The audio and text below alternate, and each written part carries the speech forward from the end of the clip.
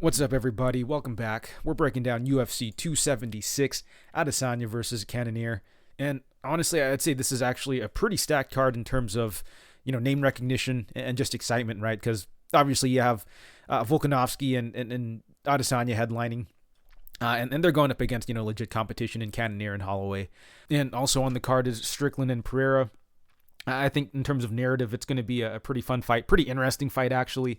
Obviously, the UFC's trying to set up, Pereira versus Adesanya for the rematch. And we also have, Sean O'Malley versus Pedro Munhoz. And O'Malley, definitely one of the bigger draws in the sport. On top of that, the guy is a pretty exciting fighter to watch, and he's going to be going up against a very willing dance partner in Pedro Munhoz, who is a pretty proven vet at this point as well. Brad Riddell, Jalin Turner, two guys who might be flying a little under the radar, for more casual viewers, but this is actually a fight I'm really looking forward to. Probably the fight I'm looking forward to the most outside of the title fights. Just two very dynamic fighters going at it. Should be a fun one, honestly. And the prelims, I think, are pretty solid as well. Obviously, the name value kind of drops off a bit, but I do think there are some pretty interesting prospects on the card here as well. Dricus du Plessis making his return. Garry is also on the card. And then we also have André Muniz. So pretty exciting card, one that I'm really looking forward to. We only have 12 fights, though, so, hopefully this card does stay intact. Don't want any more falling off the card, but without further ado, let's get right into the breakdown for UFC 276. And in the first fight of the night, we have Jessica Rose Clark versus Julija Stoliarenko. Rose Clark is the slight favorite at minus 120. Stoliarenko is the plus 100 underdog, and we'll start with the slight underdog in Stoliarenko first. So with Stoliarenko, I'd say she's a pretty limited fighter, pretty much armbar or bust.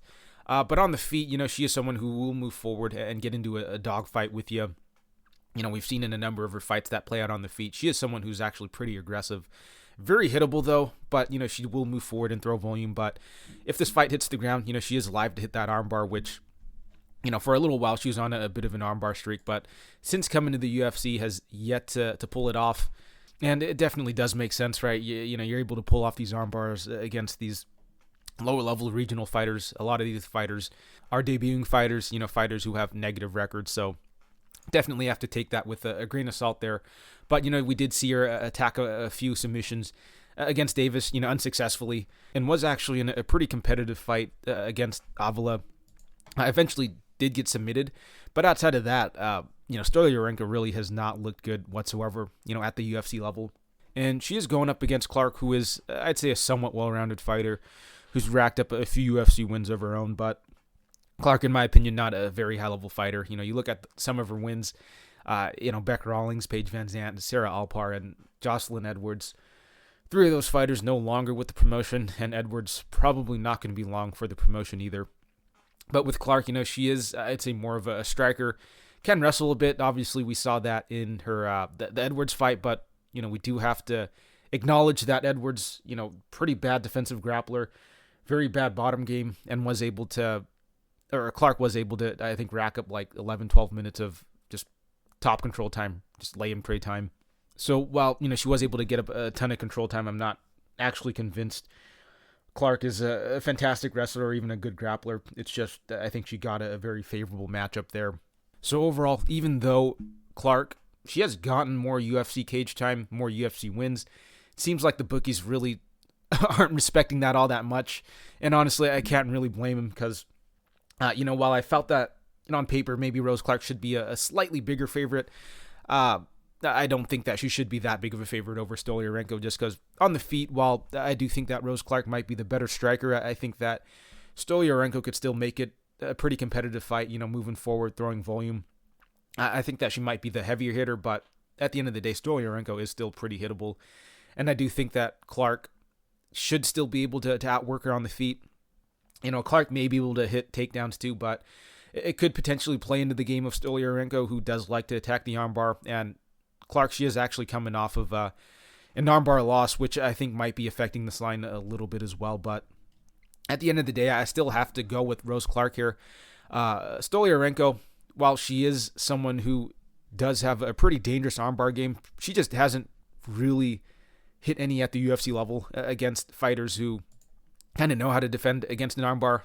And I suspect that Rose, coming off of that armbar loss, she's probably going to be drilling it, especially coming in against Stoliarenko, who is kind of known for it, right? And honestly, this is kind of reminding me a little bit of the Silvana Gomez-Juarez fight versus Naliang, right? Where Gomez-Juarez, 2 armbar submission losses, and, going up against another armbar fighter, you'd think that, she's live to get armbar here, which absolutely can happen, but at the same time, it's like, is it going to happen 2 times in a row for Rose Clark, who may potentially be fighting for her job, especially with the loss against Stoliarenko? So, this is honestly a very weird fight, but overall, I kind of do favor Rose Clark in pretty much every department, right? I feel like outside of just landing a freak armbar, she should win this fight. It could be competitive if it goes to a decision, just because, Stoliarenko is going to make it a dogfight, but I do kind of favor Rose Clark wherever the fight goes, even if it is by a pretty slim margin. So the pick for me is going to be Jessica Rose Clark by decision. That's typically how she wins her fights.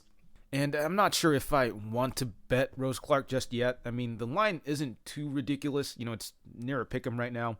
But Clark, she is, I'd say somewhat undersized for the division, and I'd say is a pretty inconsistent fighter.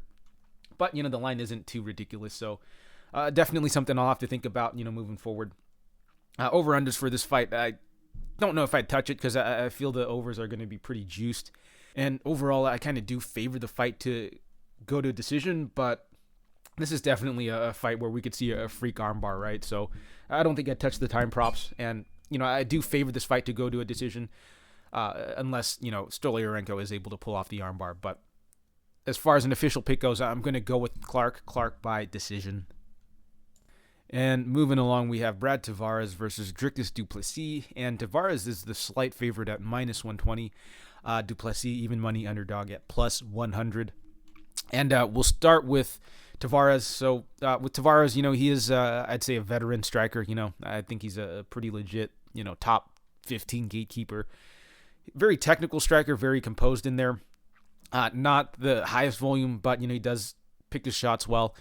He's got good takedown defense, and I'd say he's pretty good at, kind of fighting his fight, keeping it standing, make it a largely striking affair. And he is a pretty proven a gatekeeper at this point, right? He's usually beating guys who aren't, top 15, and, guys that have been able to beat him usually are, legitimate fighters. Although there are some pretty weird ones sprinkled in there, right? Of course, we have the Shabazian fight, and I think a couple earlier in his career as well. But by and large, I'd say Tavares, he is a pretty consistent fighter, pretty reliable fighter. And, he is going up against Dricus du Plessis, who is, someone who I'd say is riding a bit of hype even before coming into the UFC. The guy's got a number of early knockout wins, and then coming to the UFC, he's on a 2-fight knockout streak as well. But, with du Plessis, he is a pretty weird fighter, honestly. Doesn't seem to really pass the eye test. Very herky-jerky movement. He's biting on feints pretty hard. He's got a very weird style, honestly. But I will admit this, he somehow makes it work. Maybe his opponents just aren't very accustomed to his movement. He's kind of hitting them at some weird angles. And du Plessis, he does seem to have a bit of power in his hands as well. He's got a very heavy leg kicking game. And again, the guy's got a lot of early finishes on the regionals and in the UFC as well. So, the power is definitely there. But overall, it's just hard to get a great read on du Plessis. I'm not sure if his style is, very sustainable, especially when he starts to take that step up in competition. And right now he is going up against, I'd say, a very proven top 15 fighter in Tavares. With Tavares, you kind of know what you're getting with, whereas du Plessis, I still feel that we don't really know where his, ceiling's at. This is, I'd say, a pretty big step up in competition compared to fighting guys like Trevin Giles and Marcus Perez. So it'll be pretty interesting to see how du Plessis does here. But I think from a pure pick, I kind of have to side with the veteran and the more proven fighter, the more safe commodity, I guess, in Tavares. But, I could definitely see du Plessis, getting the finish here. Du Plessis has a lot of power, and, Tavares, He has been rocked. He has been hurt before and even knocked out. So I don't 100% trust his chin in this scenario, especially against a heavy hitter in Du Plessis. So for sure, I do think that something could potentially get through for Du Plessis, but it's kind of hard to say. Tavares is a pretty legit striker himself, and so for those reasons, I don't know if I want to play the time props either, just because Du Plessis historically has been a finisher. The guy is kind of kill or be killed in there, but on the other hand, a lot of time when we see these guys take that step up in competition, the finishes are a little harder to come by. They're facing guys who are a little more experienced in there, guys who are a little better defensively as well. So, this could finish. It might not. If there is a finish, I kind of favor the Du Plessis side. And if it goes the distance, I kind of favor the Tavares side, just because Tavares historically not a big finisher, more of a decisionator actually. Whereas with Du Plessis, he's typically a finisher. So kind of a tough fight to get a great read on. But I think as far as a pure pick, I'm just gonna go with the more proven fighter in Tavares. I'm not sure if I'll bet it. I know a lot of people are looking to fade Du Plessis, but he's got a style that's, he's made effective. So, I'm not going to go and, rush to bet against him. So this is a fight I think I'd like to just sit back on, really kind of see how it plays out, see if, Tavares is able to poke a few holes into Plessis' game that, maybe a future opponent can take advantage of. But as of right now, I think this is a good fight to just gather a little more information on. But the pick is going to be Tavares by decision. And moving along, we have Jessica Eye versus Maycee Barber, and Barber's the minus 210 favorite. Eye is the plus 180 underdog. And we'll start with the veteran in Jessica Eye first. So, Eye at one point I feel was a decent boxer, but the issue with her is, she's always just kind of been a mid-level fighter at best, in my opinion. She was someone who I think started her UFC career, 1-6, so not a great start.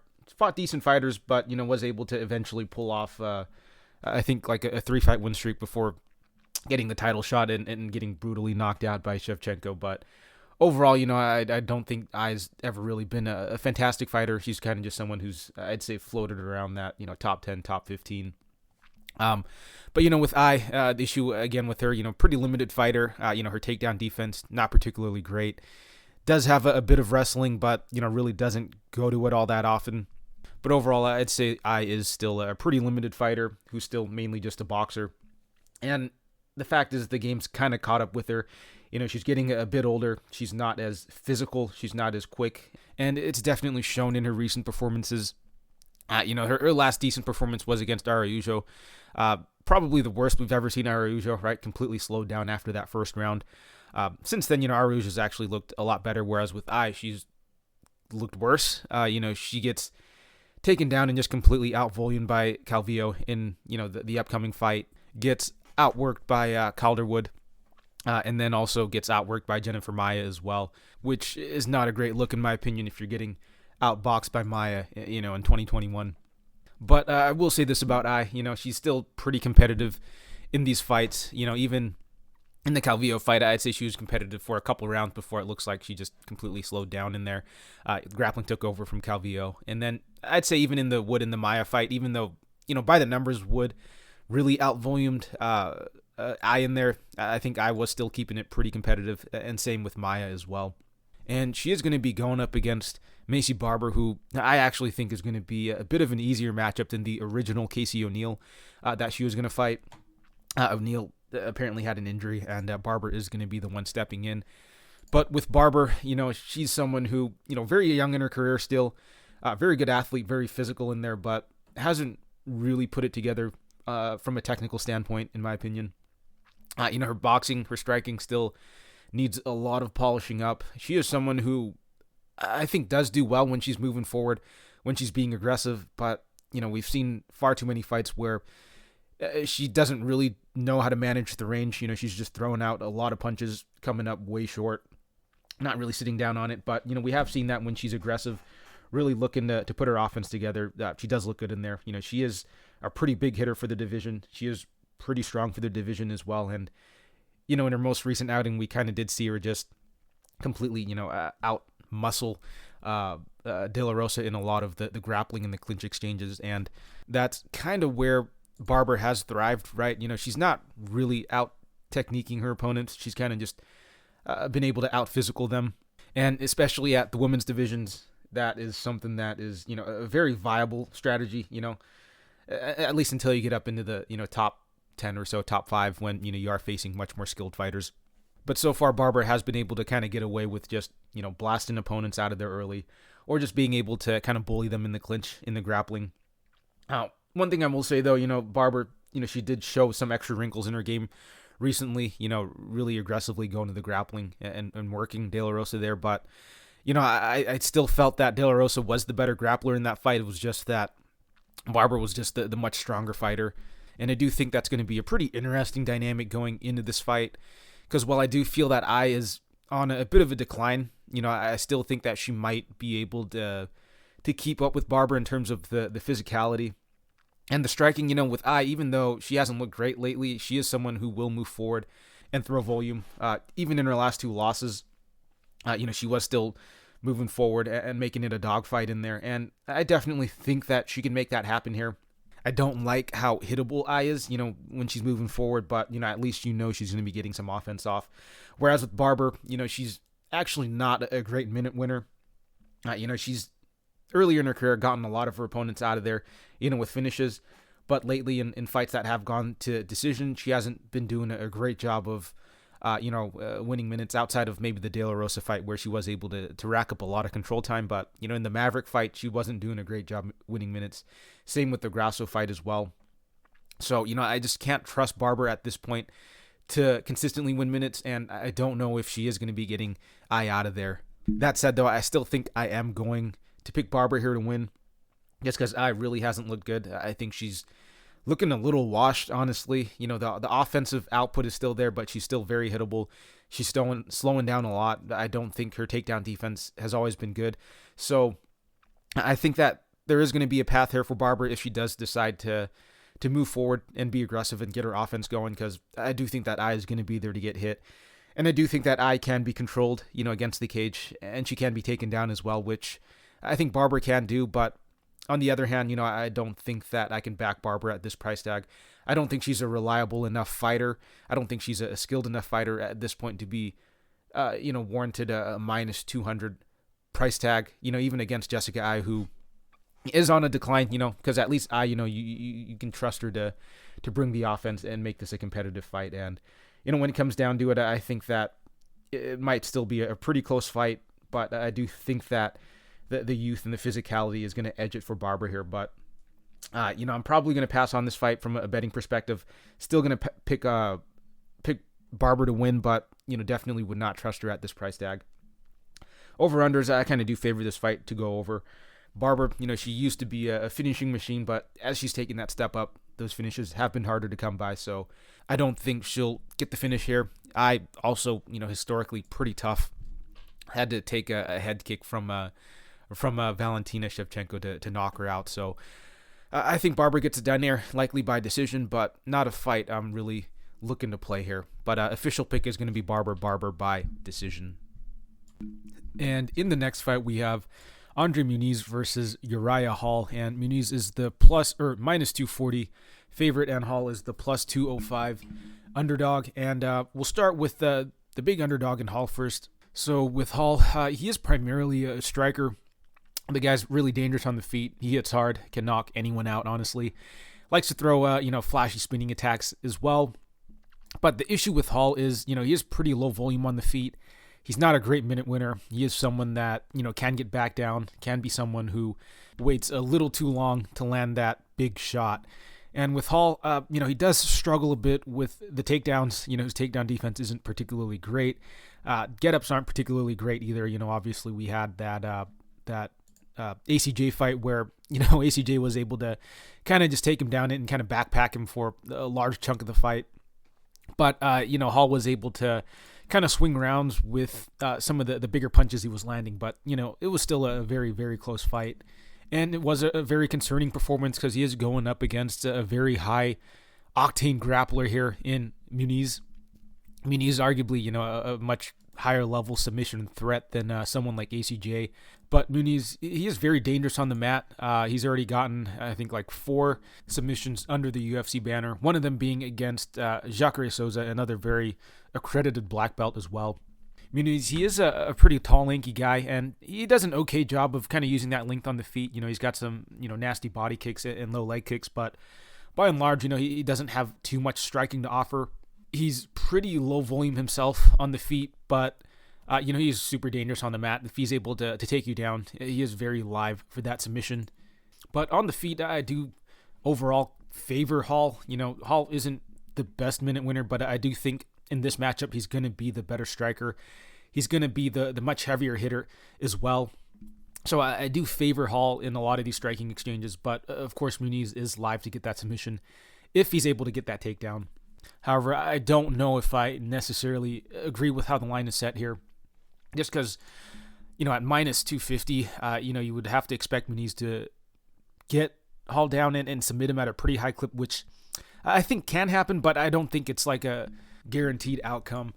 Just because Hall, he is a very big, strong, physical guy, and Hall actually hasn't ever been submitted before. Obviously, there is a first time for everything, and if anyone's going to do it, it's going to be Muniz, who is, a very dangerous submission grappler. But, he's going to have to get the fight to the ground. He's going to have to get his hands on Hall first, and that's not going to be an easy task because, again, Hall is a pretty dangerous striker on the feet when he does let his hands go. So for those reasons, I definitely can't advocate betting Muniz, as this big of a favorite. In fact, I think that Hall might actually be the side here. I know Muniz is going to be the much younger guy, and he is a very dangerous submission grappler. But I do feel that, where the line is now, he is getting a bit overvalued. I think that Hall obviously can get the knockout standing, but I also think that Hall, if he is able to defend a few takedowns, he could definitely win some minutes on the feet as well. And Muniz, he is on a bit of a hot streak, but, in terms of his overall body of work, I feel like he's gotten some, pretty favorable matchmaking. Obviously the win over Jacare was, very impressive. But, Jacare, he is a bit older, right? He's I think 40 at the time. And, that was a pretty weird submission, right? He was able to just kind of out-muscle Souza on the mat and just snap his arm, which, again, very impressive. But outside of that, a lot of the guys he's beaten are, not really great fighters. And you can kind of say the same about Hall, but, Hall's actually been in there with, much better fighters. Some of his wins aren't the best either, but at the end of the day, he's a plus 200 underdog, and, he has been in the UFC for much, much longer. So for an official pick, I think I am just going to go with Hall in this fight. Obviously Muniz could just take him down and submit him in that first round. But again, Hall never been submitted. And if that submission doesn't materialize, I do think it'll play out, pretty competitively. So for that reason, I think I'm going to go with the more experienced fighter in Hall, who's also, I think, the better striker as well. So I'm going to go with Hall to win by split decision. Over under, another very weird fight to project just because I do think that the under could hit here with Hall, potentially getting a knockout or Muniz potentially getting a sub.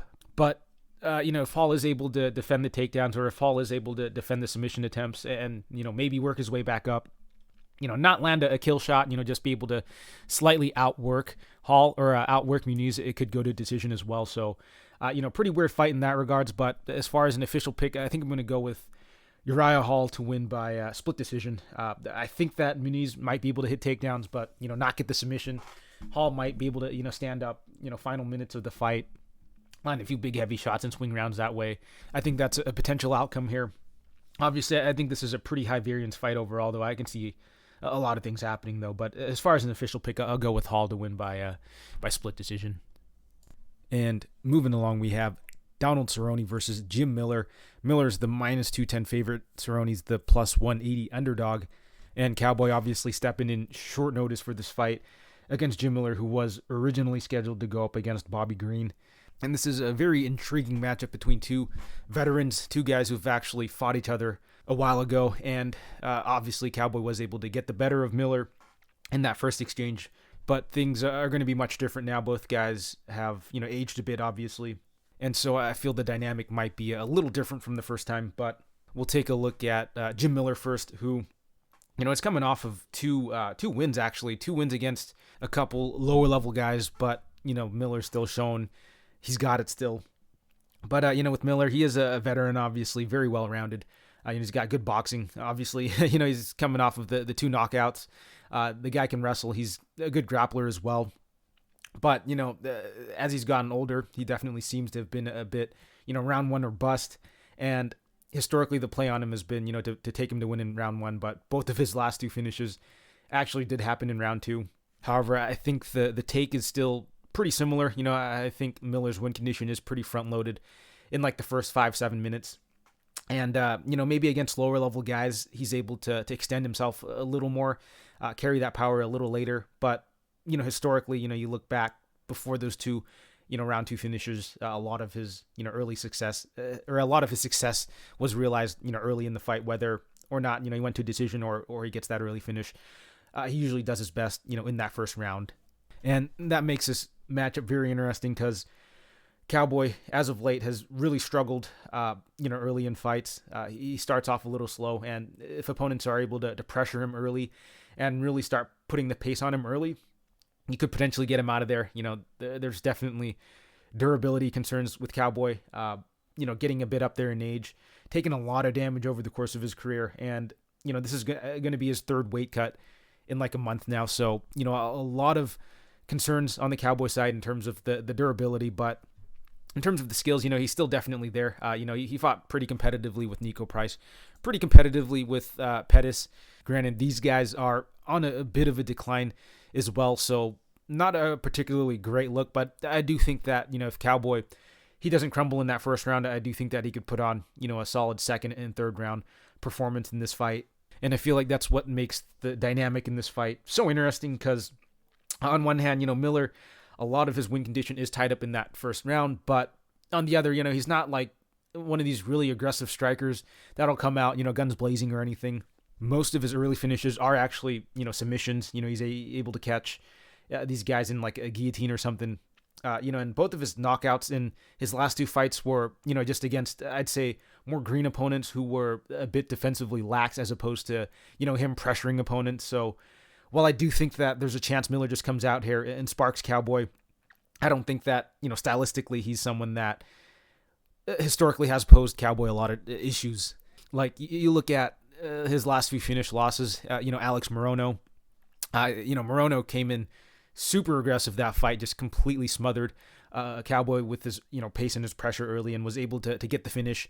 And before that, his last knockout loss was against Conor McGregor, who, Cowboy actually admitted to, he quit in there after taking a bit of damage. And then in the fight before that, it was against Gaethje, who is a very aggressive heavy hitter as well. So outside of the Morono knockout, which definitely was a big red flag, Cowboy's actually been losing to some legit finishers. So I don't know if Miller necessarily falls into this category.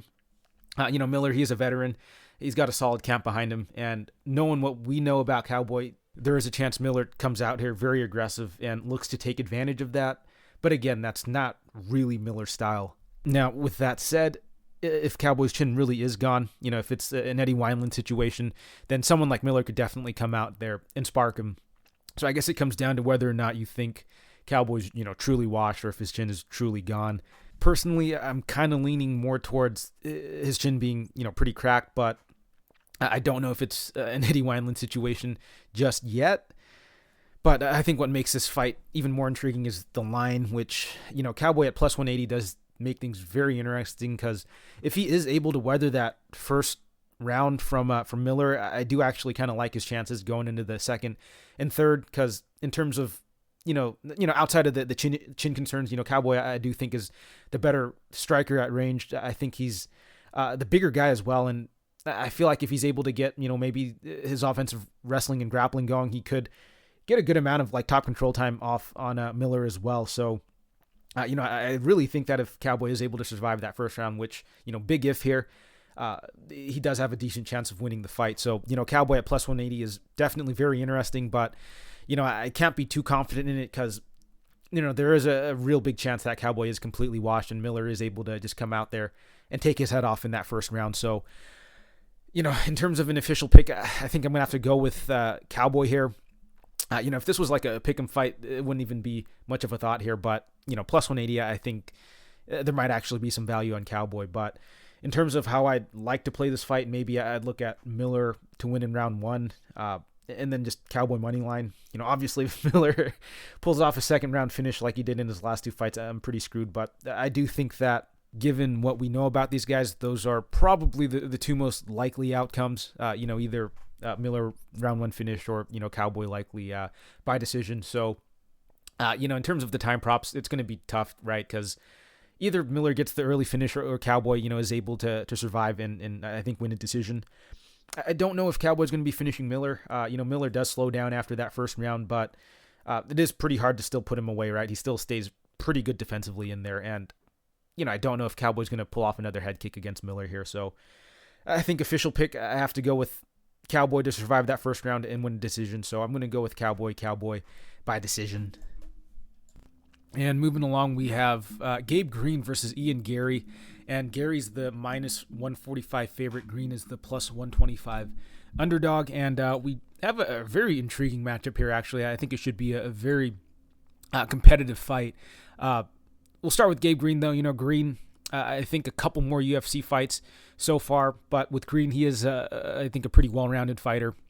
Does prefer to strike, though. He is someone who is, I'd say, more of a pressure fighter, move forward, pressure opponents with his pace and his volume and his output.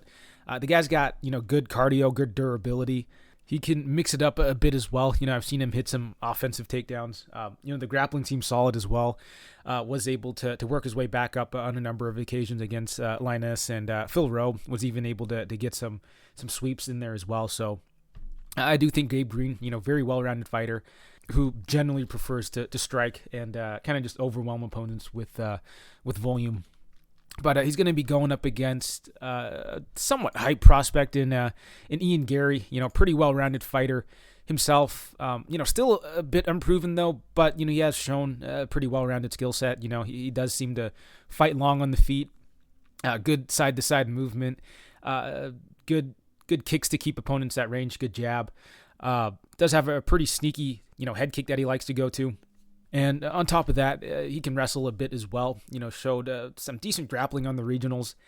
Not so much at the UFC level, probably because he hasn't really had to yet. But, from what I have seen, he does seem to be a pretty competent wrestler and a grappler as well. On top of that, he's a pretty big guy for the division also. The cardio seems to check out as well. He's gone 5 rounds before. Went 3 rounds, pretty easily in his last outing also. So I do think that the cardio of Garry should check out here. So I think it's going to be a pretty competitive affair. On the feet, it's going to be a pretty interesting dynamic. Green, he's going to be the one, I think, moving forward. He's probably going to be throwing a little more volume. But Garry, he does a decent job of, staying on the outside, staying long, and really using his kicks to keep opponents at bay. But I do think that if Green decides to, bite down and just throw a few heavy shots, I do think he could, connect on Garry. But pre-fight, it's kind of hard for me to really see which side is going to come out ahead. Green, he is going to be giving up a bit of size. In terms of the height, he's going to be giving up like 4 inches, but in the reach, only about an inch. And I do think that Green is probably going to be the slightly quicker guy in there. So, as far as the stand-up goes, I do think it's going to be a pretty close affair. And as it stands now, I don't know if I have a great read on who's going to be able to win these exchanges. And as far as the wrestling goes, I might slightly favor Garry to be able to mix in some takedowns, but I don't know if Gary's going to be able to hold Green down. Green does look like he's a pretty, hard guy to keep down.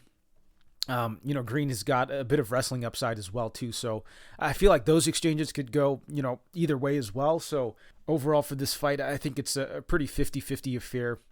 And for that reason, I think I'm going to go with the slight underdog in Green here. I think both guys have, pretty legitimate paths to victory in a very competitive fight. But I think what edges it is maybe going to be the forward pressure and the aggression of Green and the volume. But overall, I still see this being just a very close fight. And ultimately, I don't know if I'll bet it just because I feel like Gary's one of these guys that a lot of people want to fade just because, he's getting a bit of hype. But at the end of the day, I do think that Garry is a decent fighter who's also, pretty young still. And I'd say is a decent athlete who's, training at a good camp. So, I do think that he's got a lot of upside. But as it stands now, I do still think that his game overall is still pretty green, pretty unpolished. And I do think that someone like Gabe Green can make it a very competitive fight. So as an official pick, I think I'm just going to go with the slight underdog in Green. But honestly, I might end up flip-flopping this fight just because I do think it's very, very competitive. However, one angle I might be looking at is maybe just the over in this fight. I know Green has been knocked out a couple of times, and he did get hurt pretty badly in his last fight. But I feel like at 170, he's, I'd say, a pretty durable guy, and has shown some pretty good recoverability and cardio. So I do think that he could probably survive Garry here. And like I was saying in Gary's previous fight, he's getting a lot of finishes on the regionals, but now that he's taking that step up in competition against like actually decent fighters, the finish is going to be much harder to come by. So official pick, I'm going to just go with Gabe Green, and Green to win by decision. And in the next fight, we have a bout between Bryan Barberena and Robbie Lawler. Lawler is the minus 120 favorite. Barberena is the plus 100 underdog. And, pretty solid matchmaking here as well. Two older guys going at it. Two guys who I think are well past their prime. Two guys who I think are honestly a bit washed, but we'll start with Lawler first. So, Lawler coming off of a victory against Nick Diaz, but prior to that was on I think like a 4-fight lose streak. But Lawler, prior to that, a very fan-friendly fighting style, very aggressive on the feet, big power, will move forward and throw down. But lately he's kind of just been out-grappled and outpaced by, younger opponents who are, better grapplers, guys like, Ben Askren, obviously, but RDA and Colby Covington and even Neil Magny, guys who are, good wrestlers and grapplers who are able to kind of just smother you with their pace and their pressure. But we saw in his most recent fight what happens when you're able to keep a fight standing, right? I mean, he looked good in there. Obviously, it was a very weird fight, right, against Nick Diaz coming off of 3-4 year long layoff, and honestly, it looked like a bit of a sparring session at times. Neither guy throwing very hard. It was just a very high paced but low impact sort of fight. It didn't look like a lot of the punches were hurting until it looked like Lawler started sitting down on maybe some of the punches later in the fight, but still a very, very weird fight. But definitely looked like that the hands of Lawler were still there. But of course, I really don't know how much you could take from that, considering it was a 40-something-year-old Nick Diaz coming off of a very long layoff. That said, though, he's going to be going up against Bryan Barberena, who, is 33 years old. But as I always say, in terms of fight year, he may as well be like 43 years old. The guy's taken a ton of damage over the course of his career. And, even outside of the octagon, he's had a ton of like injuries and surgeries and stuff. So in terms of just like the wear and tear, the guy is pretty old, right? And, he hasn't looked particularly great either. Obviously he's been in a lot of wars, with guys like Luke and Brown. And then, since coming back, he hasn't looked particularly great either. Won a very close decision against Anthony Ivy, I should say, who is no longer with the promotion. Loses to Jason Witt, who I think is pretty bottom of the barrel fighter. Beats Darian Weeks on short notice. Weeks, I don't think is a terrible fighter, but, Weeks still very green, and that was a short notice fight for him as well. And then beats Matt Brown in a very close split decision against Matt Brown, who, is an aging fighter as well. So, Bryan Barberena, he is going to move forward and throw volume, but I really don't think he's looked particularly great either. But honestly, I think that's what makes this a good matchup, because we have two guys who, honestly, I think are at the tail end of their career, guys who are slowing down, but, still have, a bit left in the tank offensively. So it should be a pretty fun fight, right? I think it's going to largely be a striking affair. I think it's going to be very back and forth. But, if I had to pick a side here, I think I'm going to go with Robbie Lawler, just because, he's faced the much higher level competition.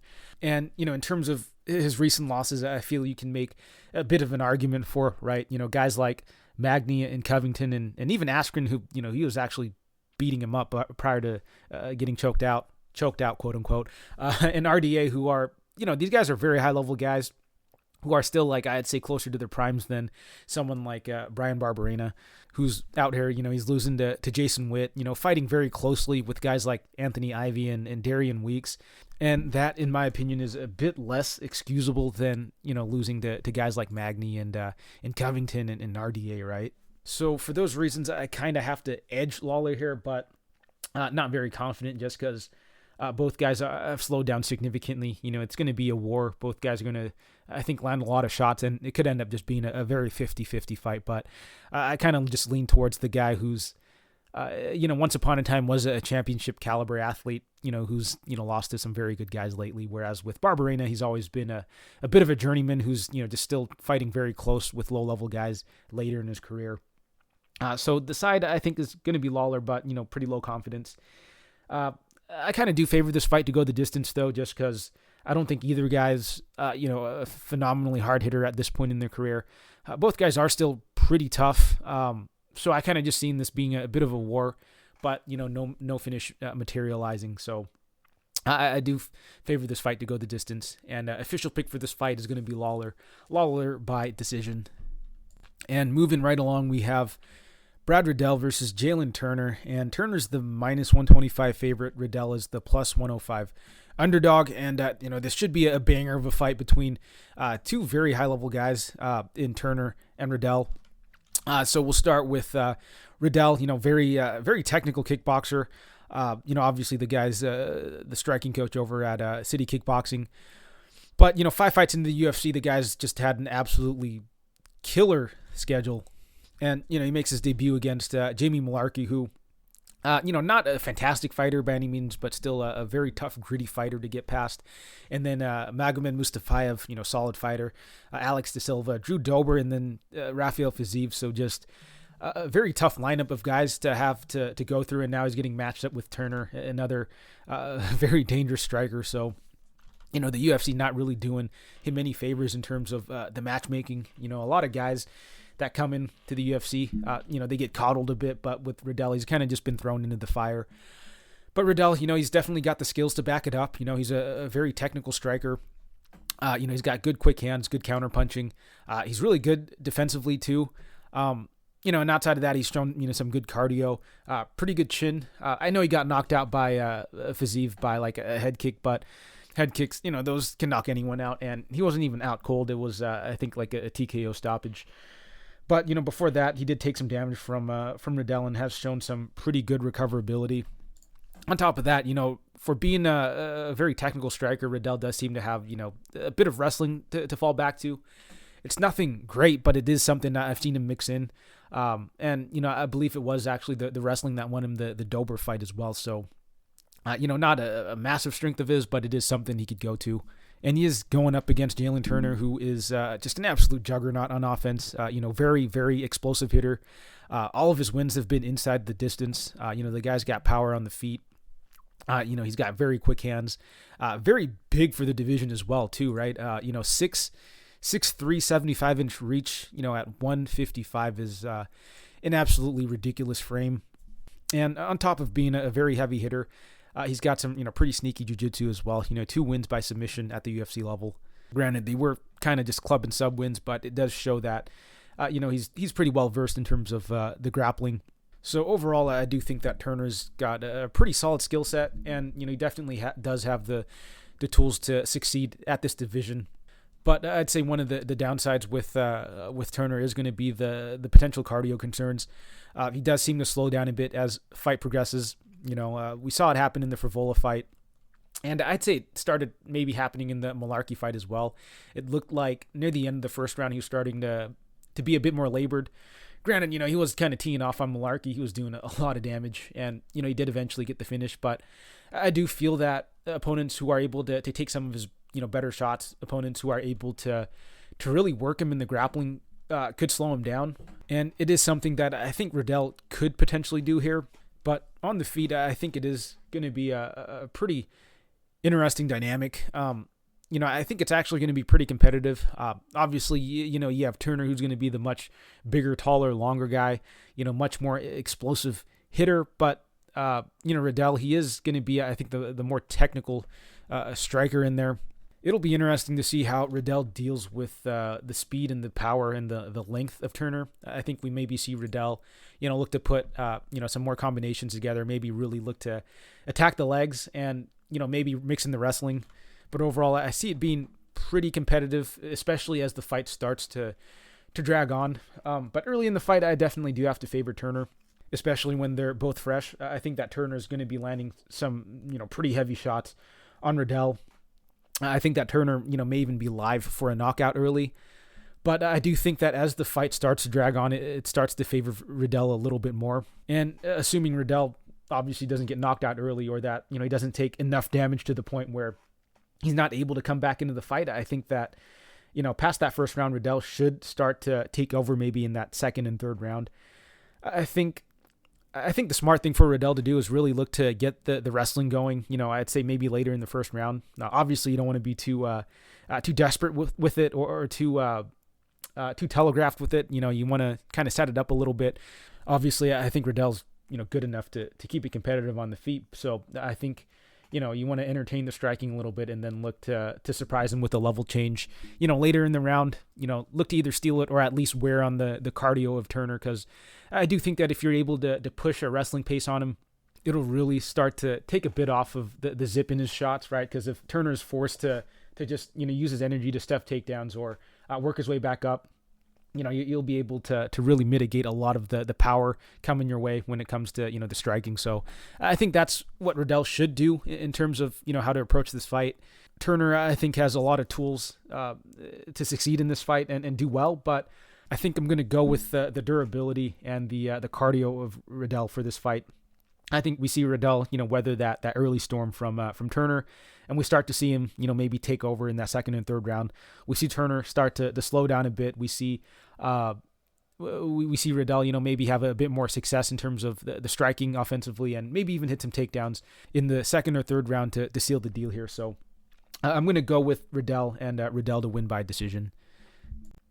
And moving along, we have Sean O'Malley versus Pedro Munhoz, and O'Malley's the minus 250 favorite. Munhoz is the plus 210 underdog.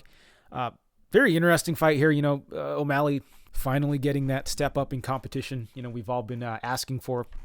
But of course, people are going to say that Munhoz is an older aging fighter, if O'Malley still somehow wins this. But I wouldn't say it's necessarily untrue. But with Munhoz, he is a bit of an older fighter, but I still think he's still got a bit left in the tank. Munhoz, he's got a very pressure-heavy style, likes to plod forward, really work those leg kicks. The guy's got, I'd say, pretty sneaky power standing, and of course, he's got a very dangerous guillotine as well. And, you see him a lot of time just hurt opponents, and they dive right into that guillotine. But the issue with Munhoz is he is, I'd say, on the slower end, at bantamweight here, and, he's not the most athletic guy either, right? But he does make up for it in his durability, right? The guy's just insanely durable, never been finished or never been knocked out. And he's got a very pressure heavy style in the way he, just marches opponents down, willing to take one to give one. But he is getting a bit up there in age, and especially as he's gotten older, he's going to struggle a bit more against these guys who are just a bit quicker than him, a bit more technical than him. And, overall, he's kind of just been stuck in that, top 10, top 15 range, where, he can put a little win streak together, but every time he just seems to hit a wall against these guys who are, just a step faster and a little more technical than him. But this should still be a very good test for O'Malley here. O'Malley, he's a very dynamic striker, very light on his feet, good movement, very quick hands, very accurate with the striking, very good with the feints. Just overall, I'd say a very dangerous offensive striker and very dynamic. And, I think it's undeniable the guy's definitely got the skill and the talent. The biggest criticism of O'Malley, obviously, is the fact that, the durability. Of course, you can't talk about O'Malley without talking about the injury concerns, his tendency to get hurt in fights. And, even out of camp, he struggled with injuries. So definitely a concern there. And then also, the guy's kind of gotten some favorable matchups. Guys like, Paiva and Almeida and Wineland, not the worst fighters ever, but, I'd still say they're kind of handpicked for him. But, he was able to handle them, dispatch of them, accordingly. And at the end of the day, he's getting the job done. And overall, I do feel this is still a bit of a handpicked opponent for O'Malley. In theory, Munhoz may give O'Malley a ton of troubles with the leg kicks, especially with the injury history of O'Malley. And, Munhoz just being a super durable dude who is, a very good attritional fighter, could potentially give O'Malley troubles. But I also see O'Malley giving Munhoz a lot of trouble as well. O'Malley, I think, is going to be the much quicker guy. He's going to be, very light on his feet. I think it's going to be hard to really get off the kicks against O'Malley, especially since he knows they're going to be coming. That was the idea against Dominic Cruz as well, right? Just get off on the leg kicks and, really hinder the movement of Cruz. But Cruz was able to just still dance around against Munhoz. Cruz, he is a legend of the sport, but Cruz also is an older fighter who's, taken really long times off as well. So while it wasn't a terrible loss for Munhoz, I still think it showed enough holes in his games that, someone like O'Malley could definitely exploit. And honestly, I see it playing out, somewhat similarly to the Cruz fight, except, O'Malley, not as tricky of a fighter like Cruz on the feet, but I do think that O'Malley is, I'd say, a lot more potent on offense and just a lot quicker in general as well. So, while I think that Munhoz might be able to have a bit of success with the kicks, I don't know if he's going to put O'Malley out with them. I think he's going to struggle a bit, closing the distance against O'Malley, and I just think that O'Malley's going to be able to touch Munhoz up.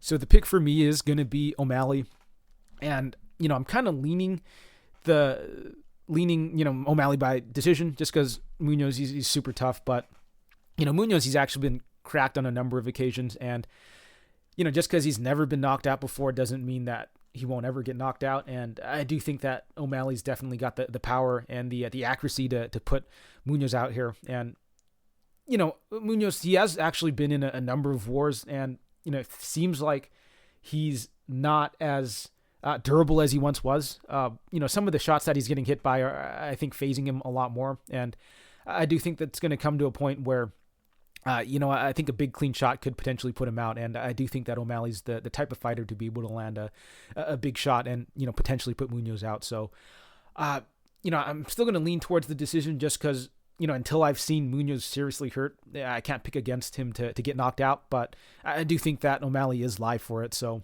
official pick, I'm going to go with O'Malley. I'm leaning decision, but I wouldn't be entirely surprised if he does get the knockout. So give me O'Malley. Give me O'Malley by decision. And moving along, we have Sean Strickland versus Alex Pereira, and this is a pick'em fight right now, -110 both ways. Very intriguing matchup, big step up in competition for Pereira. They're definitely trying to fast track him to a title shot here, trying to, hype up the rematch between him and Izzy. But, he's going up against Sean Strickland, who is a pretty solid fighter for the division. He is on, I think, like a 5 or 6 fight win streak, coming off of a very solid performance over Jack Hermanson, very solid performance over Uriah Hall as well. So the guy, he's, I think, a pretty good boxer, a little plotty on the feet, but something Strickland does really well is kind of just, throw shots out there, 60-70% power and kind of just volume opponents up. He does a pretty good job of mixing in the power shots as well. However, Strickland is a bit plotty on the feet. I don't think his footwork is the best. I don't think his cage cutting is the best. A lot of the time I see him kind of just, chasing opponents around the octagon. And, it's worked for him so far. But I do think against a higher level striker like Pereira, it could be a bit problematic. And overall, I feel Strickland hasn't actually fought that many good strikers up at middleweight yet. I'd say Hall is probably the best striker he's gone up against. But as we've mentioned before, Hall, he is a decent striker, but he does have a tendency of letting fights kind of slip away from him. And that was a fight we kind of saw that happen in. But back to Strickland, he is someone who could potentially mix in the wrestling as well. And that's probably going to be a big talking point in this fight. But if I'm being honest, I don't think that Strickland's like a fantastic wrestler or anything. I have seen him hit some takedowns before, but he's not some prolific wrestler who's going to look to chain takedowns together, or just shoot like a blast double or something. I feel like a lot of the takedowns I've seen him hit are just, they're kind of just like body lock trips. He's able to kind of get on top of him in a scramble or something. He's not like a very traditional wrestler in that sense. Strickland, I believe he is a black belt though, so if this fight does hit the mat, you'd have to assume he's got a bit of an advantage, but On the other hand, you have Pereira, who's, putting in the work with Glover. So, he's going to be working on his takedown defense and his defensive grappling and get-ups and stuff. Obviously, there's going to be a massive difference from, when you're actually in a fight. And, at the end of the day, Strickland should still be the better grappler by a decent margin in this fight. But I just don't know how successful Strickland is of getting this fight to the ground. But I don't actually think that Strickland needs to, 100% get this fight to the ground. I actually do think that Strickland could keep it kind of competitive on the feet. Obviously we saw Pereira coming off of a somewhat competitive performance against Silva where, it was a really weird fight, right? Where, it felt competitive, but it kind of wasn't, like Silva, he was landing some shots on Pereira, but, over the course of the 3 rounds, I felt that Pereira, he was just landing the way heavier shots, the way more impactful shots. Pereira did a great job of closing out rounds as well. In these rounds where, it was somewhat competitive, we saw Pereira, closing rounds strong. He was doing some very good work in the clinch. He was landing some very heavy shots at the end of the round as well that were, very clearly hurting Silva. Whereas with Silva, while he did land some good shots on Pereira, there was just a big discrepancy in terms of the damage being dealt. But I feel like part of the reason why that fight felt a lot closer than, it actually was that, the expectation going into that fight was that Pereira was just going to completely blow Silva out of the water on the feet. We have a kickboxing champ, very accredited kickboxer coming up against Silva, who is, a pretty good fighter in his own right. But, we thought there'd be a massive skill discrepancy between the two. And we kind of expected Pereira to just roll Silva, in the striking. But Silva was able to hang in there. And I feel that may have kind of skewed people's perception of, how the fight actually played out. The fact that, Silva kind of overperformed there. But at the end of the day, I do think that was a pretty clear decision for Pereira there. I think he was just landing a lot more and a lot more effectively as well. But I think the fact that, Pereira looked, I guess, kind of human in that fight is going to lead people to believe that, if Silva's able to do that sort of damage to Pereira, that, Strickland should be able to make it very competitive as well. And, I don't necessarily disagree with that, but I still do favor Pereira on the feet. One, he's just going to be the much bigger hitter. I think he's going to be also the much bigger guy as well, right? We're usually used to seeing Strickland be the bigger guy in the octagon, or at least be comparable in size to his opponent. But in this one, we're going to see, I think, a very clear size difference between the two. Pereira is going to be, I think, the guy with the bigger frame, and on top of that, I think he's just going to be the way more well-muscled guy in there as well. I think it'll be kind of similar to how he sized up against Silva. I do think Sean Strickland's maybe a little bit bigger, but I do think we're going to see Pereira kind of just tower over Strickland a little bit here. So on the feet, I kind of do favor Pereira. I think he's the far more experienced striker. I think he's going to be able to come out ahead on a lot of these exchanges. I think he's going to be landing the much heavier shots. I think he could do some good work in the clinch as well. And, like I was saying before, Pereira, he actually does a really good job of, closing out rounds strong, which I think is actually a real veteran move, right? In fights where, it's somewhat competitive on the feet, if you're able to land a few big shots at the end of the round, very big and impactful shots, they, I do think, do a good job of swaying the judges. Not to mention, it's the end of the round. You could afford to let it go a little bit and then get that minute rest to recuperate yourself a little bit. So I like what I've seen from Pereira in that sense. I've honestly kind of liked what I've seen from Pereira in terms of the takedown defense and get-ups. I know Silva did have a bit of success, controlling him. Same with Michailidis, but they weren't really able to do much in those exchanges. And, Pereira was eventually able to work his way back up and do a bit of damage on the feet. So I can see that happening here. I honestly just don't know how much upside Sean really has with the wrestling, just because, that's going to be, I think, a big narrative going into this fight, that Sean, he's going to have to wrestle and hit takedowns, but Sean just really isn't a wrestler or a grappler. And while I do think that, he might be able to hit some takedowns here, I just don't know if he'll be able to have that much success there, because at the end of the day, Sean coming in here and spamming, takedowns is going to go against his style, honestly. The guy's more of a boxer these days. So I don't know if we're going to see him have a ton of success going to his B game, which we honestly haven't seen too much from anyways. So in case you haven't guessed it by now, I am actually on the Pereira side. I've already bet him for 2 units as well. I'm not like super confident that he's going to pull it off, but what I'm kind of betting into here is just, we're betting on, I think, an elite level athlete with an elite level skill set. And obviously it doesn't always 100% translate, but Pereira, he has shown, obviously the striking definitely transfers over to MMA here. And he is training out of a great camp with Glover. So he has shown actually, good takedown defense and get-ups, and it has been improving fight to fight. And I think that is something you can expect out of just elite level competitors. We see it time and time again with guys, at the top of the division, top of the weight class. We see them just consistently add wrinkles to their game, and they're able to adapt at a pretty quick rate. And that's kind of what I'm banking on here with Pereira. Obviously it is a big step up in competition against Strickland, who is a very proven, MMA fighter at this point. Strickland, definitely can make it competitive on the feet. He definitely can, mix in the wrestling and the grappling and maybe win minutes there. But for this fight, I think I have to go with the guy who I think is the better athlete, the bigger, stronger, longer fighter in there, the better striker, and that's going to be Alex Pereira. And then one thing I do want to add at the end here, that last performance by Pereira against Silva, I thought was a great fight to really get him warmed up into the UFC, because prior to that, he got held up against the cage by Michailidis and then lands a flying knee early in the second round.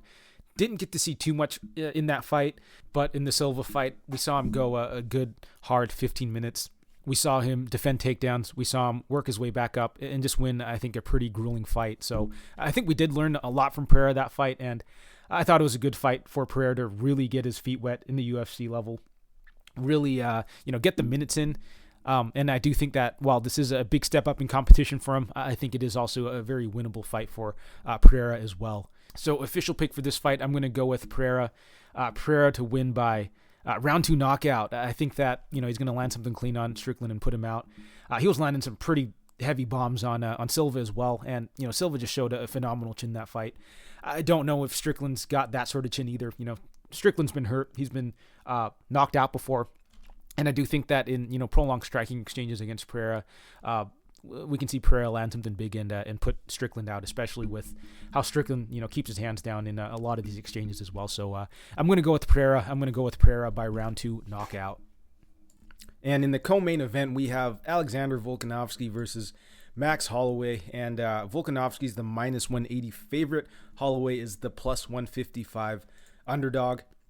And, really good rematch here. I do think that the trilogy's warranted despite, Volk being 2-0. I did think he pretty clearly won the first fight, but I think the second fight was a lot more contentious. And outside of that, it's pretty clear that these guys are by far the 2 best fighters in the division. So I think it makes a lot of sense to have them run it back, fighting the rubber match here. And on top of that, Max has actually been beating contenders, so he definitely deserves the title shot here. But anyways, this is I think still a very compelling matchup. So let's dive right into it. Just based off of the first 2 fights, it definitely seems like Volk, I'd say, is the more technical fighter. Definitely the better technician in there, better tactician. He's much better defensively. He showed a lot better head movement. A very good use of feints. Part of what gave him so much success against Max, and what he did so well, with suppressing the volume of Max was, he was doing a ton of, off rhythm stuff. He was giving Max a ton of different looks as well. Other fighters who, aren't that layered in their approach, they end up just getting teed off on, guys like Cater, obviously, and then before that, Ortega, and even Yair took a ton of damage from Max. So if you're not able to kind of break up the rhythm of Max and slow him down, he's just gonna go off and land like 200-300 strikes on you. And Volk did a great job of neutralizing that in the first 2 fights. And those wins over Max have aged extremely well for Volk, considering Max was able to just completely tee off on his next 2 opponents in Yair and in Cater. But overall, Volk just seems like a really good foil to Holloway, right? Because Volk just does such a good job of mixing it up, giving opponents different looks, and keeping them guessing. He never really seems to fall into a pattern when he fights. And on top of that, while he's constantly making you think about his next move, he's usually just pumping something out there, working the leg kicks, pumping out the jab or something. So while you're figuring out what he's trying to do, he's just keeping up a relatively high work rate. And, the guy can wrestle a bit as well. So overall, Volk is just a very good, well-rounded fighter, very good defensively. And he's just someone who knows how to win minutes in a fight. Holloway, on the other hand, much more of, I'd say, a pressure fighter, someone who likes to just, walk you down and just throw volume at you. The guy's got, an insane work rate, crazy cardio. If you leave him unchecked, he can easily land, 200 to 400 plus significant strikes, as we've seen in a few of his recent fights. And on top of that, he's got insane durability, which really lets him, fight the way he does. He'll get in your face and, he's fine with taking a shot to land 2 or 3 of his. However, that does mean he is pretty hittable himself. He's actually taken a ton of damage over the course of his career. The chin's held up, but, there will come a point where it will start to crack and, it won't look good. But so far, it seems like his chin's okay. Hasn't really shown any sign of slowing down. In fact, I think we might be seeing a prime Max right now at this stage in his career. But, outside of the potential health concerns, there are just the concerns in the octagon, right? It's just not a really good look. It works out when you're able to volume up opponents, but against a very good defensive fighter like Volk, you end up just being hit a lot more than your opponent. But, taking a look at this matchup, like I was saying before, just a very compelling matchup because of how close the second fight was. I'd say in terms of just maybe the pure striking, I'd have to go with Volk at this stage in his career. He's just shown to be way more defensively responsible. And in their second fight, I thought that Volk was actually doing a much better job of leading. He was the one, I think, winning minutes most of the fight. He was doing a great job of countering Max coming in as well. He was the one kind of setting the pace and dictating, where the fight was going to go, how the fight was going to go. Whereas Max, he was doing, a lot more reacting. And I'd argue that, up until those big knockdowns, in the first and the second round, I'd say that Volk was actually winning those rounds, but obviously it was still pretty close. And the fact that Max was able to visibly hurt Volkanovski, was able to swing rounds for him, but he wasn't able to do it again for the remainder of the fight, past that second round. And Volk ended up kind of just squeaked out a decision there, was able to win the last 3 rounds by just a very, very thin margin. But overall, I do feel that Volk is probably the better minute winner, whereas with Max, he has the potential to win moments in fights that could swing rounds. And I feel like it's going to be a similar dynamic in this fight. I don't think either fighter's evolved too much. I'd say Max maybe added a couple more wrinkles to his game, but by and large, I think in terms of the striking, they're both, still relatively the same fighter. So overall, I think we see a very similar matchup to the second fight here. But, something that I did want to mention, a couple factors that I feel like, could, change the dynamic of this fight a little bit is that Max actually, I think, has shown an extra wrinkle to his game since their second fight. He did show a little more grappling against Yair, which, I don't think it was anything phenomenal. He wasn't out there shooting blast doubles or anything, but I do think it's still a pretty encouraging sign because, in that fight, he technically got 3 takedowns. And prior to that, he'd only gotten, 3 takedowns in like the last 5 years before that. So, I think we're seeing a little bit of development from Max, which is good. You like to see these high-level guys, start to add some wrinkles to their game. I don't think it'll be a massive factor here. I don't think Max is going to get a ton of, top control time, or I don't think he's going to be hitting like a ton of takedowns on Volk or anything, but I do think it's maybe something that he's working on, and it could be something he just springs on Volk, surprise, catch him off guard. And I think in these close fights and close rounds, it could be the difference between, winning and losing the round. So while I don't think he's going to come out here and spam 5-6 takedowns on Volk, it could be something that could sway potentially one of these rounds in his favor. And in a very close fight, very competitive fight, I do think that's enough of a factor to consider here.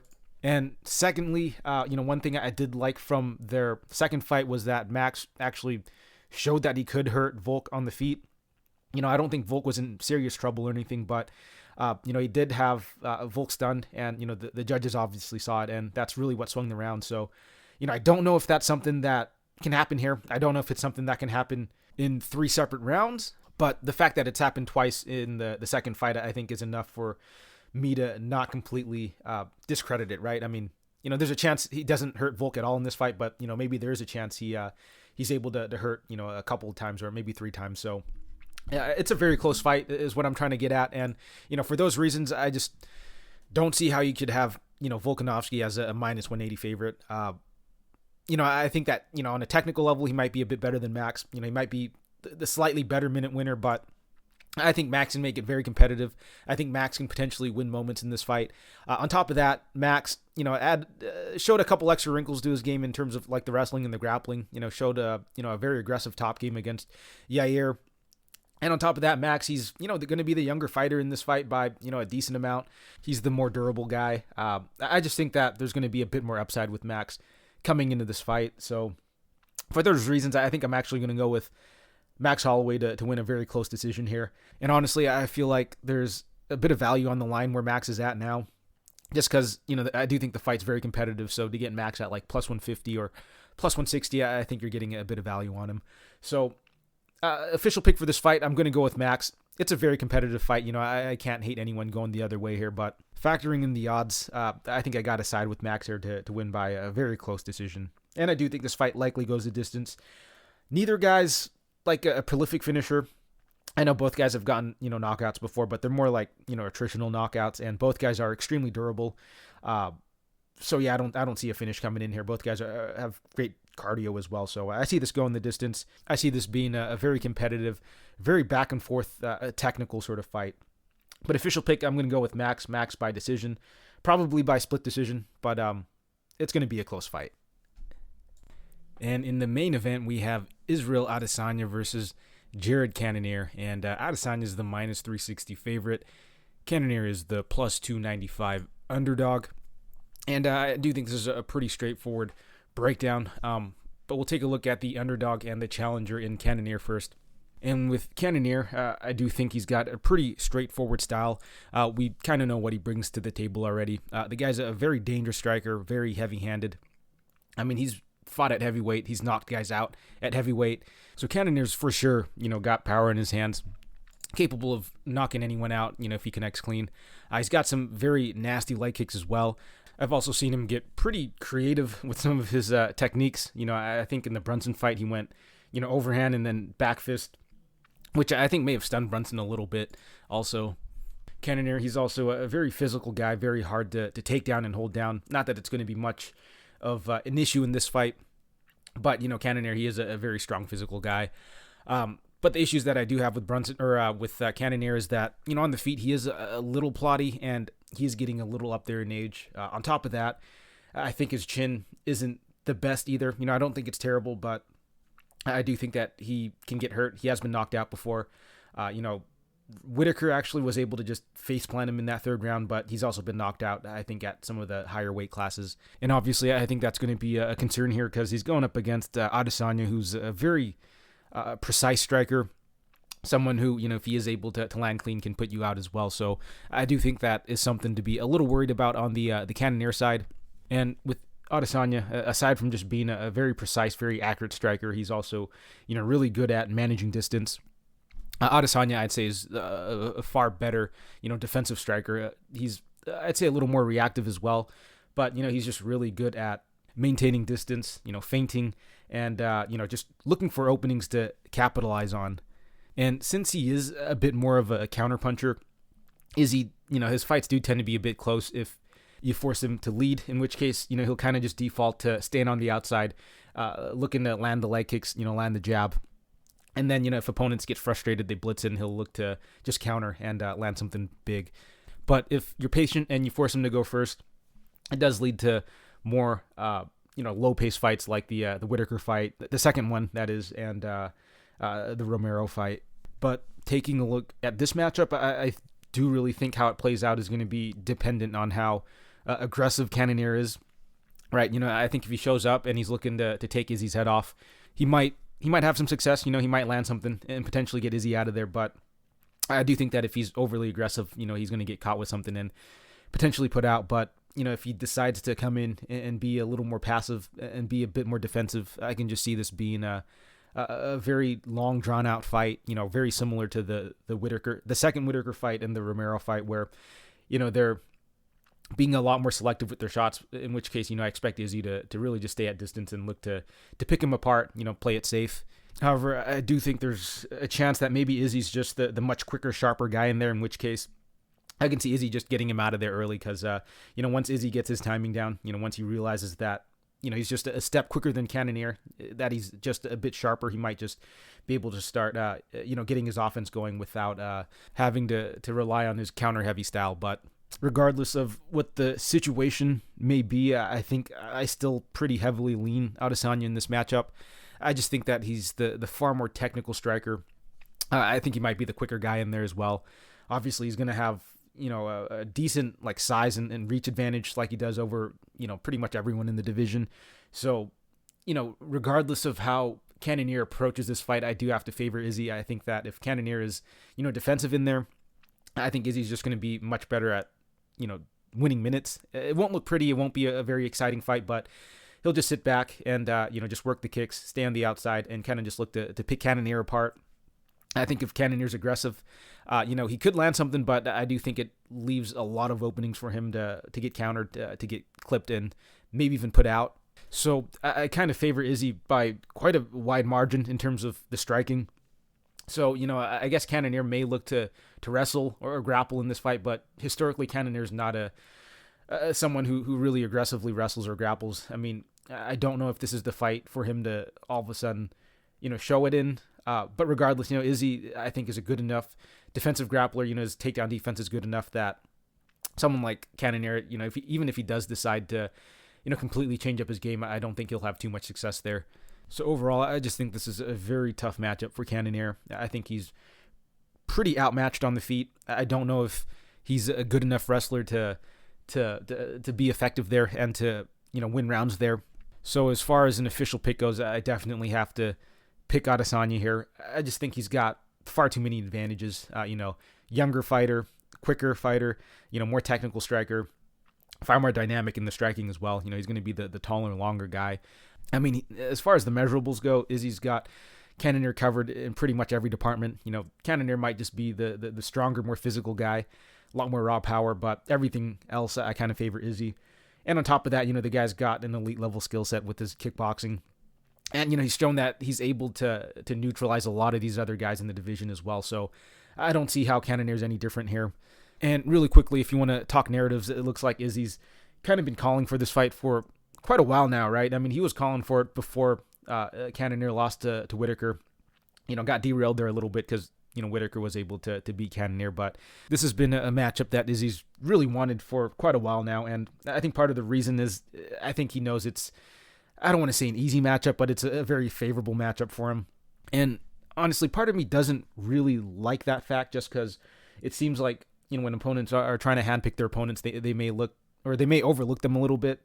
But I feel for this fight, I think Izzy and his camp, they probably did their due diligence. They probably see something in the tape that, they could probably capitalize on. So yeah, I'm going to go with Izzy to win this fight. It's hard to say whether or not he's going to win by knockout or decision. Again, I think it really comes down to the game plan of Cannonier.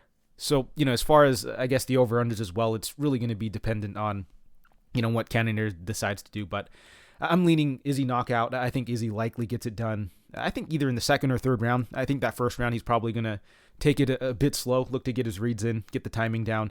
And then I think once that's done, he's going to start to ramp it up. And I could see him finding a knockout in the second or third round.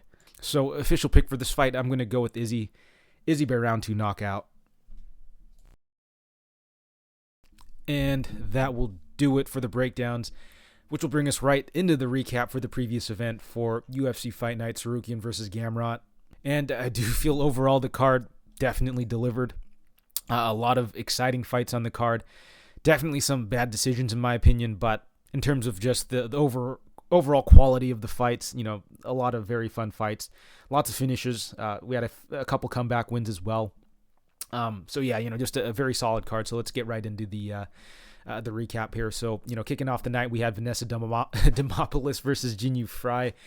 And I'll be honest, I wasn't 100% paying too much attention to this fight. I think we had a few people coming in and out, during this fight. And so I was only able to catch certain chunks of it. But from what I did see, it did seem like a pretty competitive fight. But I felt like I was kind of edging Fry in a lot of these, exchanges. And it seemed like a large portion of the public was as well. But apparently the judges did see it differently, and I'd probably have to rewatch the fight before I could conclusively take a side here, which, I probably won't. So, one thing I will say, it does seem like the judging is definitely a bit inconsistent to the point where I feel like it's actually gotten pretty bad, which I think I'll touch on a little later.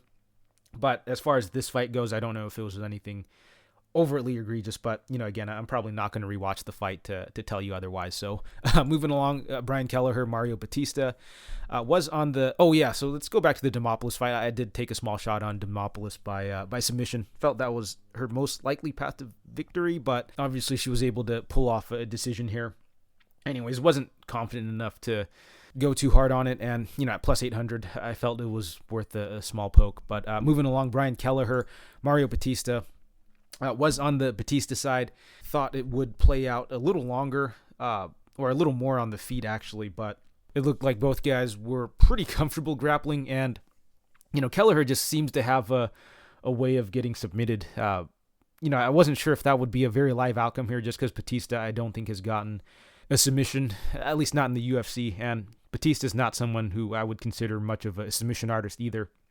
But Kelleher does seem to have a penchant for getting into these grappling exchanges and somehow getting his neck, caught in a guillotine or in a rear naked choke or something. And it actually is happening at quite an alarming rate for someone who is supposed to be a veteran of the sport, right? So definitely something to look to maybe target next time, although I doubt it happens 3 fights in a row now. So maybe in his next fight or something. But moving along, JP Bays, Cody Durden, I was on the Bays side.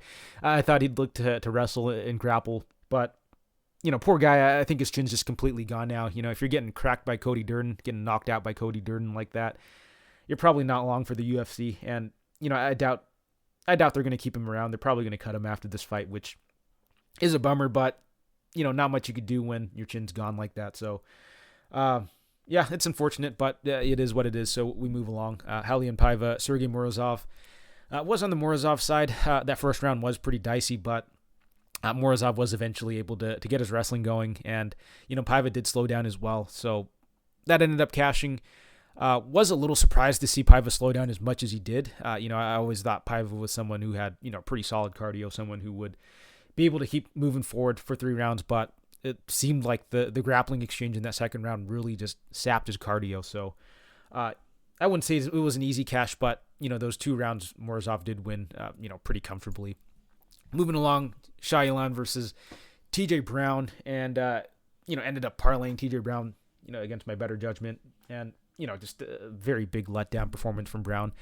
Like, there definitely were those red flags prior to coming into this fight, but I just felt that going up against someone like Jalin, who I thought had inferior cardio and inferior grappling and wrestling, that he wouldn't have as much success as he would have, taking Brown down and controlling him. But, Brown just really didn't have anything much off his back. He did attack a few submission attempts, but very unsuccessfully, wasn't able to hit takedowns of his own, and, wasn't really able to get off his back, which, not a great look considering Jalin was going, life and death with Sean Soriano, who's out here losing to 500 fighters on Eagle FC. So pretty terrible fight for both guys, honestly.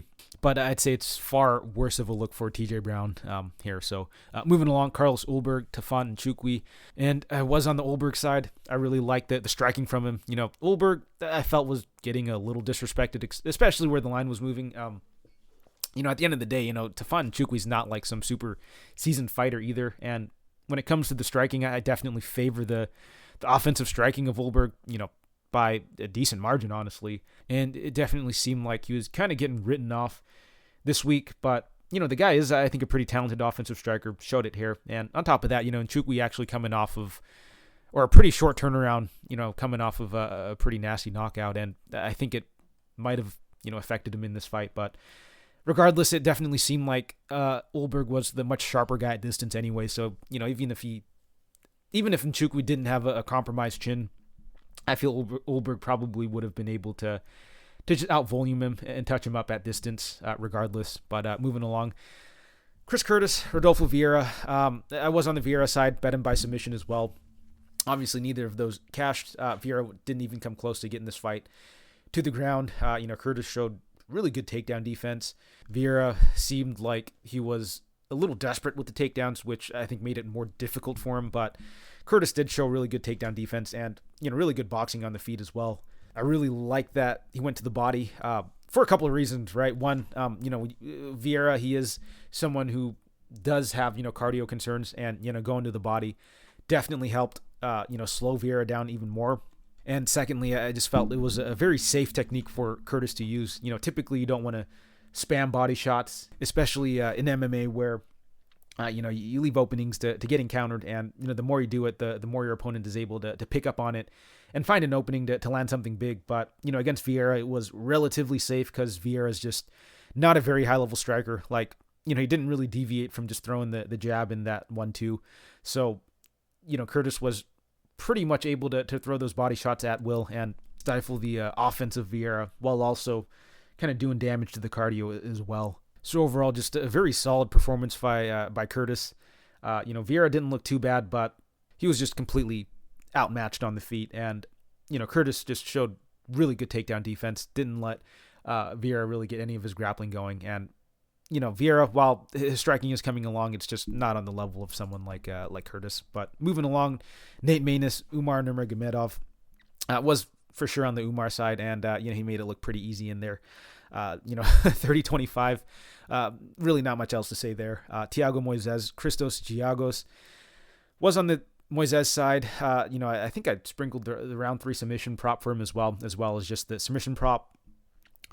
Really liked how aggressive Moises was in this fight, something that we haven't really seen at all in the UFC. He's kind of has always let opponents set the pace, let opponents dictate the fight, and he spent most of his UFC career just kind of getting backed up and letting their opponents set the pace. But I like for this fight that he actually went and took initiative, went to his grappling pretty aggressively, looked to take the back of Giagos here, and shortly found the sub here because Moises, he is a very legit grappler. It's just historically he hasn't really been one to pursue these grappling exchanges, but it is good to see that development in his game. I guess coming off of that loss really was a bit of a wake-up call. You can't just be ultra passive in all your fights. You have to get fights to where you're most comfortable and where you could win fights consistently, and that's going to be in the grappling.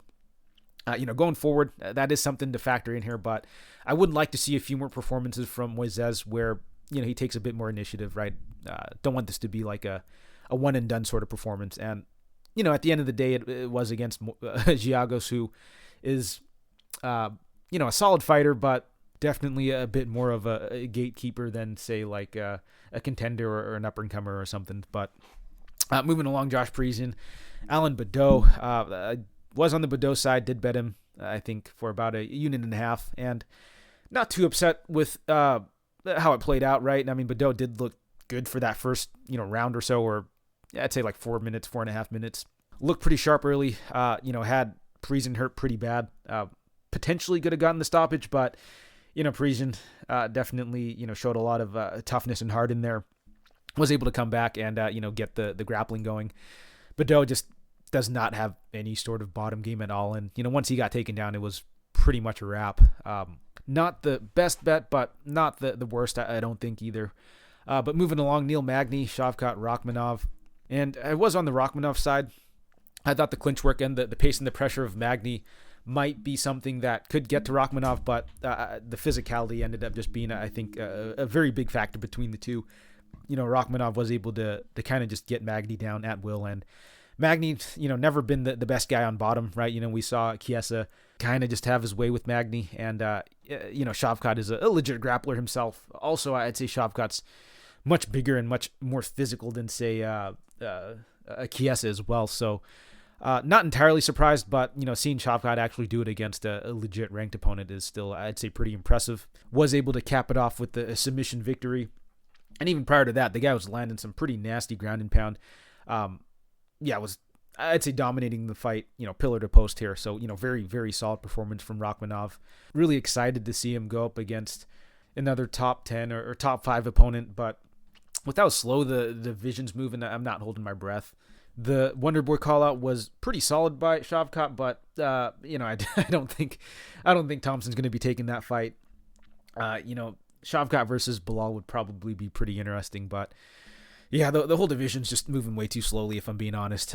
But moving along, Arman Tsarukyan, Matej Gamrot, and, I was on the Tsarukyan side. He was the final leg of one of our parlays, so obviously pretty disappointed with the outcome of the fight. But with how close it played out, you could argue that Tsarukyan definitely was not the value side.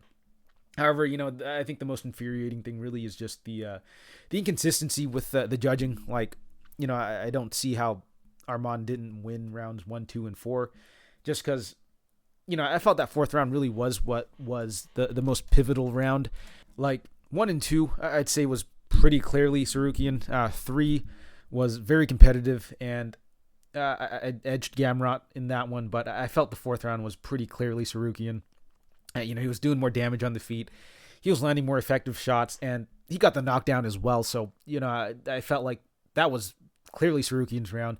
Gamrot, he did end up getting a takedown and some control time, but he really wasn't able to do much with it. Tsarukyan was able to defend and eventually work his way back to distance. And overall, I just felt that in terms of damage, Tsarukyan was clearly ahead in that fourth round. So I really don't know how they could have scored that for Gamrot. And the fact that they unanimously scored it for him was even more shocking for me. So, I guess maybe they didn't think it was a knockdown or something, but regardless, it's really the inconsistency in the scoring that is kind of annoying because, in prior fights, they definitely did not favor the control time as much as, the damage done. But then in this particular fight, they favored the control time. I mean, if you're looking at this fight and the Gamrot versus Guttedaladze fight, right, it's kind of similar dynamic where Guttedaladze was landing some nasty body shots, some very, big power shots as opposed to Gamrot hitting some takedowns. And, he ultimately lost that fight by split decision. You go back a few weeks, you have, Holly Holm, Ketlen Vieira, and that was a big argument there, right? Holly Holm was able to get off a ton of control time, on the feet. Vieira, probably was able to land some of the bigger shots, but, Holm was landing as well. So, it wasn't like a big discrepancy on the feet, and they ended up, favoring Vieira in that fight. And then, of course, we had the Valentina fight as well. Probably not the best example of it because Valentina was, doing stuff off her back, whereas, Santos was kind of just laying on top of her. But overall, I still felt that was a pretty clear case of, the scoring criteria being, wildly inconsistent from fight to fight. So with that in mind, I'm probably going to have to definitely pick my spots a lot better when it comes to these big favorites, especially in fights that are favored to go the distance. And that's going to happen starting next week because I already have Izzy parlayed pretty big already, so I'm really hoping he gets the knockout. But, just to go off on a bit of a tangent, I do believe that. And I know I'm probably going to sound a bit like a conspiracy theorist or like a paranoid gambler or something, but I do feel with some of these, bigger name guys, guys like Izzy and, even John Jones, they're definitely going to give him a bit more leeway as opposed to guys like, Tsarukyan and, Holly Holm who don't really have much, drawing power. So, there's not much incentive, financial incentive to score close rounds in their favor. So who knows? But, yeah, going forward, it's definitely something to be a bit more mindful about. But that'll do it for the rant here. Went on a little longer than I'd like, but it is what it is. Anyways, really appreciate you guys for tuning in again. Really appreciate the support. Best of luck with your guys' bets, and I'll catch you guys next week.